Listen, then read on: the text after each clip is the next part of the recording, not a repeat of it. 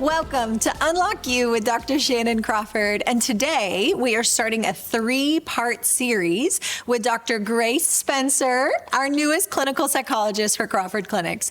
Her specialty area of research and clinical expertise is helping mothers in the full life cycle, from wanting to be pregnant, maybe navigating some infertility or miscarriage, adoption, abortion, becoming pregnant, and then navigating all the hormones, the adjustment, the nesting, and that first year of life of really all the crazy of hormones and life and partner and how to do the things. So she is our guest. Today we're covering that first period of wanting to be pregnant. So whether it's infertility or miscarriage, we want you to not feel silenced, but to know that there's real help, there's real research, clinical expertise that Dr. Grace is going to equip us on. So thank you for being here. Oh, it's such a huge pleasure to be here. Thank you so much for having me. I'm excited to share what I know and get some resources into some people's hands. Yes. And she is from Regent Alumni, which is my alumni. Yeah. And so shout out, and Wheaton University. Right. So she is highly clinical trained. And I'm just so honored for you to be a part of our team. Thank you so much for having me. Absolutely. It's so much fun. Yeah. So I went to Wheaton College, got my PsyD there in 2019, and have been living the mom life since that time in many ways. So I have some very lived experience that's very personal. That is part of why I am so passionate about this subject area. Absolutely. And I originally started out working with the emerging adult population. Love them. There's so much hope for that generation. And as life continued, as life does for us, I began to learn some things along the way and realized there is actually a dearth of providers for this area, for treating women and for treating families who are either experiencing infertility or have experienced miscarriage, and anything really related to the whole perinatal mental health space. So that's part of why it's my passion area and one of the things that I like to really get into and support women and their families in. Yeah, and I love the testimonials of all the couples that have been helped by you. So thank you for even just being vulnerable and real as a working mom who's been in grad school, you've been seeing clients, and your own hormones, your own body, your own marriage, and holding space for all of that at the same time. Because some women are like, yeah, I want a baby, but is it realistic? Is now a good time? Do I have what it takes? Finances, relationship dynamics, how is it going to change my body? Absolutely. Am I going to be able to perform well at work? You know, there's a million questions. So where do you want to jump in and just kind of honoring and validating women with? Absolutely, yeah. You know what, let's do this. Because there are so many places that we could go with this, and because everybody's story is so unique, one of the things that's really common is miscarriage. 1 in 4 women will experience a miscarriage. And that's the stat that's often thrown out, and it might even be changing even now as we're speaking because of different health trends and so forth. But regardless, I think that one of the things that ends up happening for many women is you're told, hey, you can pursue your career, go for it, do everything that you want to do with your career, even put your eggs on ice or something like that. And then by the time that you decide to actually get around to doing it, something's maybe gone wrong, or maybe you haven't actually gotten partnered like you'd hoped that you would, and maybe you've aged so far along and everything. So there's those kinds of things that women are kind of trying to navigate and everything. But when it comes to miscarriage specifically, like I mentioned, that 1 in 4 number. So many women, if you have a sister, an aunt, you know, a family member, likely there's someone in your family or a close friend who has experienced this. Right, and it's such a unique kind of loss compared to a lot of other losses that we all eventually experience as we go through life. And what makes it so unique is that for women, you know, your body is built to give life. Your body is built and it's created in all of these amazing ways. The systems that are so unique to a woman's body are absolutely marvelous when we think about it and we pause and we think about it. And yet there is going to be that woman who is going to say, what about my body? My body didn't do what it was supposed to do. And what does that say about me? So it opens up a lot of the floodgates really for anxiety, for depression, relationship complications. There's a lot of things that can end up happening that, you kind of have this narrative probably in your head, like, oh, I'm going to get married, I'm going to have a baby, I'm going to start my family when the time is right. And then that doesn't happen. Yeah. And walking through that loss, like I said, is such a unique kind of loss. So, and part of what makes it so unique is, like I was mentioning, your body is created to create. And when that doesn't go the way that it's supposed to, you have to begin telling yourself a different story about the loss, and grieving that some might call body betrayal. Feeling that sense of my body has failed me, my body has given up on me, or hasn't done what it's supposed to do. I can lead a boardroom meeting, I can start a company, I can do all these things, but I can't make my body make a baby, or at least in this particular instance, for if it's a one-time thing. For some women, of course, it's more permanent, and there's other situations going on. But so those are some of the things that I think are really important for us to focus in on, is that sense of self and that sense of body betrayal, and then there's also this other theme too of, if this is something that's happened with your partner, is there something going on with your partner? The complications that then come up in the relationship as a result of that miscarriage. Is there something going on with the sperm on his side? Is there something going on with the egg on your side, or something unique to your makeup in your body? And working through those things together as a couple is a whole new set of dynamics that, when you first started out in your relationship, you probably didn't know that you were saying yes to way back when. So, so those are some of the things that I like to work with and help women do, and restore their relationships with their spouses, with their partners too, through that, and find new meaning eventually when the time is right. Right.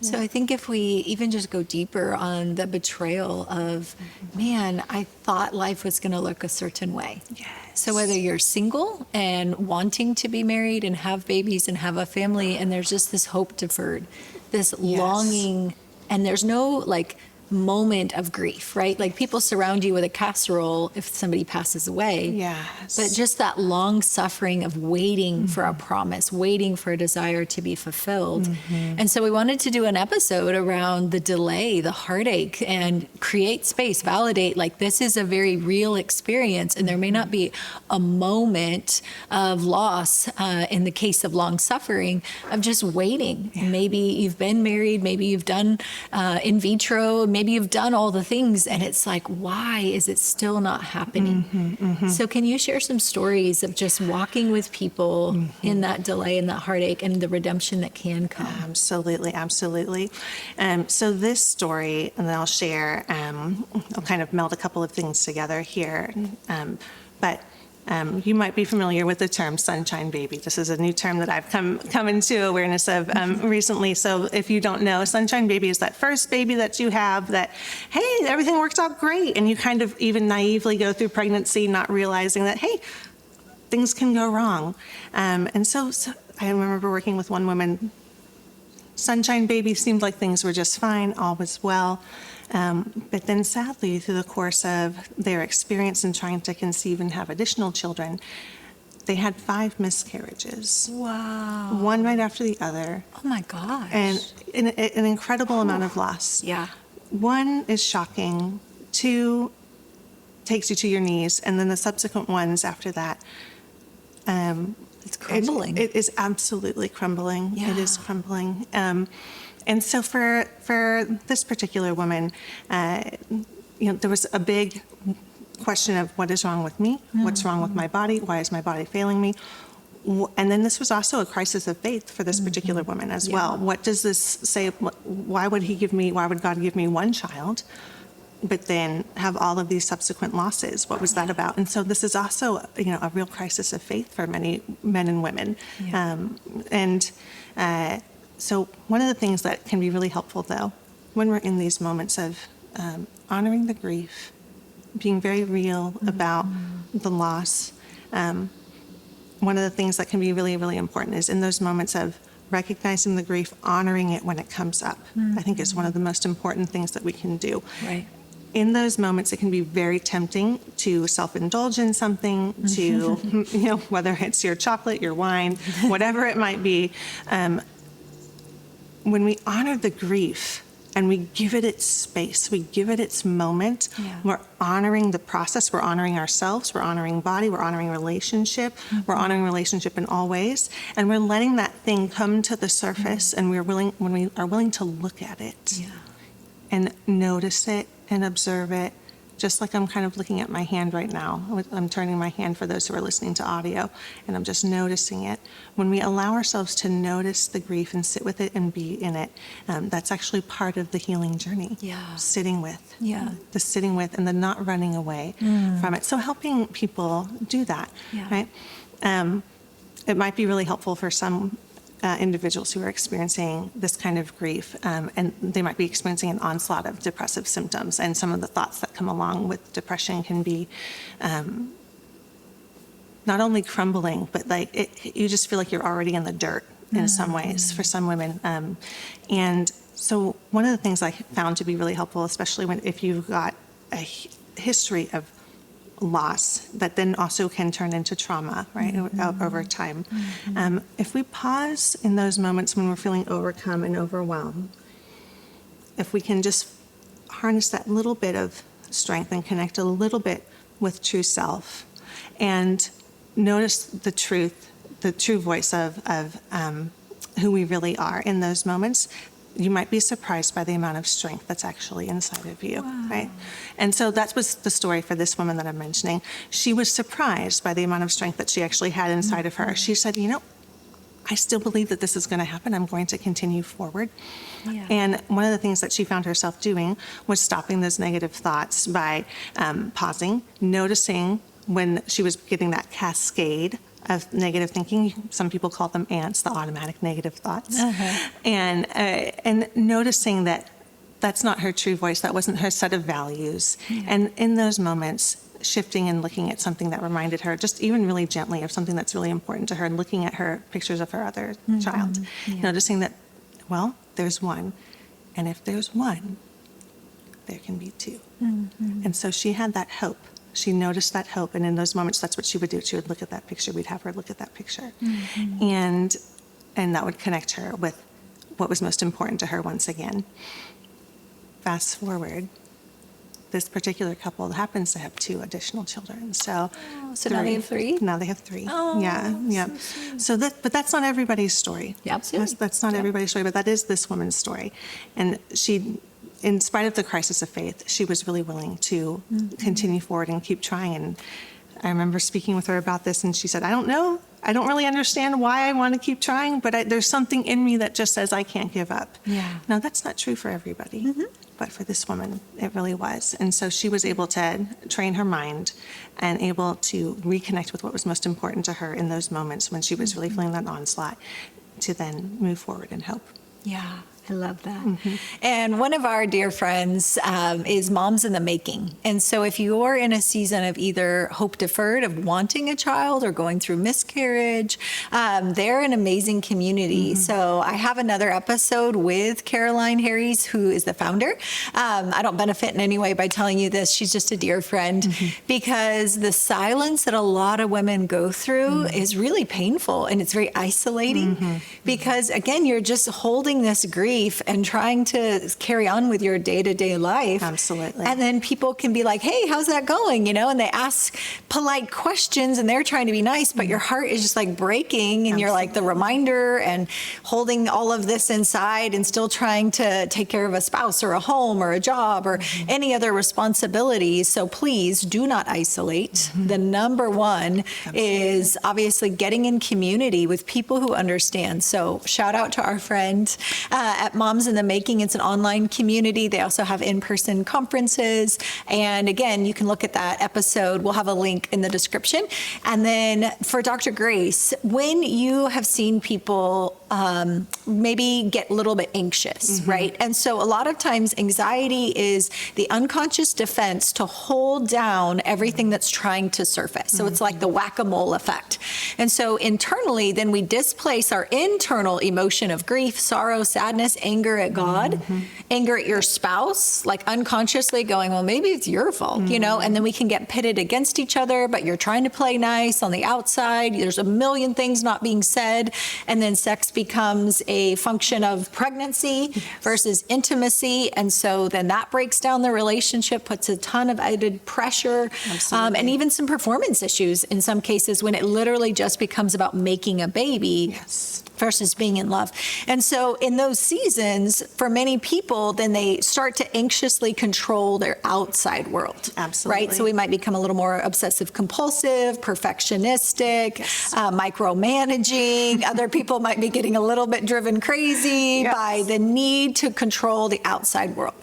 When you've seen that, what have you found to be helpful in first, even just acknowledging and realizing that's what's happening? Because there's no label. I think there should. Like in the design of how we were created, I think there should be a label to say, Shannon, you are being anxious. This is actually grief, you know? Billboards that would like be really helpful in those moments. Neon lights. Yes, to help self-label or to help you label what those things are when they come up. No, you know, anxiety is one of those tricky things because I think for many of us, you don't even necessarily realize that you're slipping into it when you do. And so it can be really slippery and really tricky. So this is part of why we go back to that community piece. When we have people in our lives, when we have a spouse or friends who notice that we are starting to slip in those ways, when we are trying to be overly controlling, when we are trying to schedule a zillion doctor appointments, or we're trying to point blame at somebody, or we're trying to say, like, this is why this happened. You know, we're working very hard to have that control. If we can have also open hands, so even opening your hands really simply like this, what I'm doing, and just taking a moment to accept that there are going to be things that happen in our lives that we in fact cannot control. And so taking that posture can be a really, really helpful mini step in the right direction.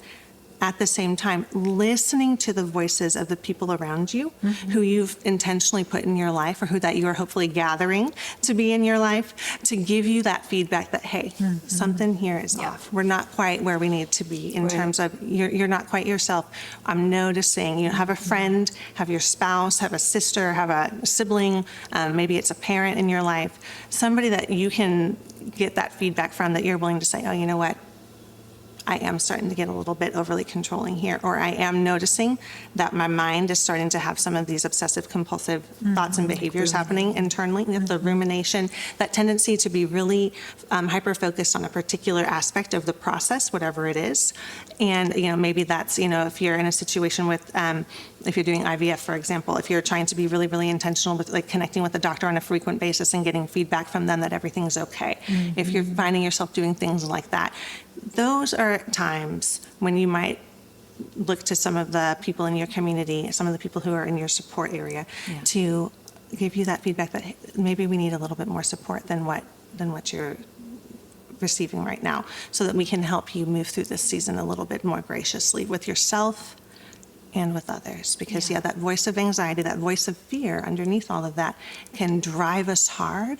And if we don't put the brakes on, or if we don't let other people help us put the brakes on, then we're going to just ruin relationship. We're going to ruin relationship with others, with ourselves, and even with body. And our view of self is going to be really compromised. And when I say view of self, I mean the way that we understand who we are and what our role and purpose is, especially in the season of becoming pregnant. And the validity that a lot of anxiety actually has to do with anger. And so when we feel out of control, our natural human response is try to grab control. And the more that the desire for, in this case, baby, like the more that eludes us, it's called the illusion of control. When you can't grasp that, then the natural inclination is to feel anger.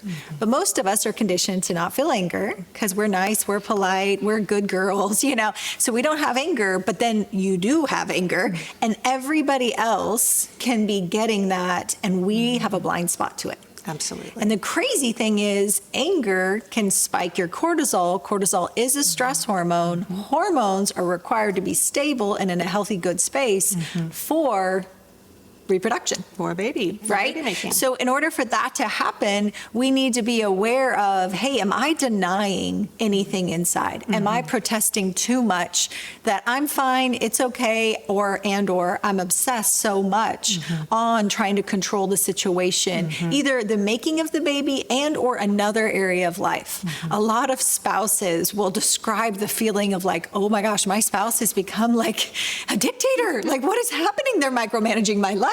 They are like obsessed about all these details. The house has to be perfect. Everything has to be under control because the illusion of control, right? Like I feel so out of control with making the baby that then I'm trying to grab control, and then we can have a temper and we can start pushing people away and have no idea, because whatever we deny, whatever we put unconscious, we have a blind spot. And so back to your point of we need people in our life who are going to speak into those areas. And so if we have that community, let them speak into your life. Not every person, right? Sometimes we got to take it with a grain of salt. But if you're getting a theme, definitely. And so that's where having a good therapist who understands the prenatal, perinatal, that whole season and trajectory, because even just honoring your emotions in this delay can help reset hormones. And that's really key. There's also a good amount of research you might want to look up on parasites. And parasites can impact pregnancy as well. So the body has to decide we're healthy, we're whole emotionally, psychologically, relationally, physiologically. And so there are thorough things in alternative medicine, integrative medicine, to be aware of. And we're going to do another episode with Dr. Jenny Lipper and her work as an integrative medical doctor to help in realigning, restoring your frequency, your energy, not in like a new age way, but in a genuine, your body's electric chemical.